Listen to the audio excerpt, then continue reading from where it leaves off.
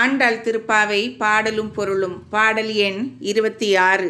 மாலே மணிவண்ணா மார்கழி நீராடுவான் மேலையார் செய்வனக்கள் வேண்டுவன கேட்டியேல் ஞாலத்தையெல்லாம் நடுங்க முரல்வன பாலென்ன வண்ணத்து உன் பாஞ்ச சன்னியமே போல்வன சங்கங்கள் போய் பாடு உடையனவே சால பெரும்பறையே பல்லாண்டு இசைப்பாரே கோல விளக்கே கொடியே விதானமே ஆலின் இலையாய் அருளேலோர் எம்பாவாய்.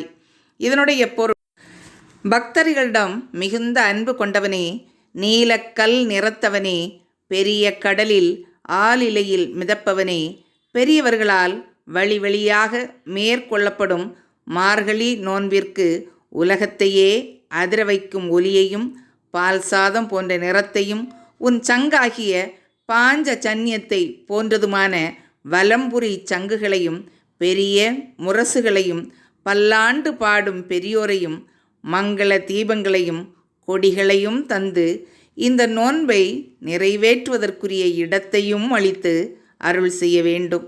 இதனுடைய விளக்கம்: பாஞ்ச சன்னியம் என்னும் சங்கை திருமால் ஏந்தியிருக்கிறார். இந்த சங்கின் கதையை கேளுங்கள். பஞ்சசன் என்ற அசுரன் சாந்தீபனி என்ற முனிவரின் மகனை கொன்றுவிட்டு கடலில் போய் மறைந்து கொண்டான். கிருஷ்ணர் அவரிடம் மாணவராக சேர்ந்தார். குருதட்சணையாக தன் மகனை கொன்ற அசுரனை பழி வாங்க வேண்டும் என சாந்தீபனி முனிவர் உத்தரவிட்டார். கிருஷ்ணரும் பஞ்சசனை கொன்று அவனை சங்காக மாற்றி தனது கையில் வைத்து கொண்டார். அசுர சங்கு என்பதால் தான் குருசேத்திர களத்தில் அதனை ஊதும்போதெல்லாம் அதன் பேரொலி கேட்டு எதிரி படைகள் நடுங்கின. இந்த பதிவு உங்களுக்கு பிடிச்சிருக்குன்னா லைக் பண்ணுங்கள், கமெண்ட் பண்ணுங்கள், ஷேர் பண்ணுங்கள். இது வரைக்கும் நம்ம சேனலை சப்ஸ்கிரைப் பண்ணாதவங்க சப்ஸ்கிரைப் பண்ணுங்கள். தேங்க்ஸ் ஃபார் வாட்சிங்.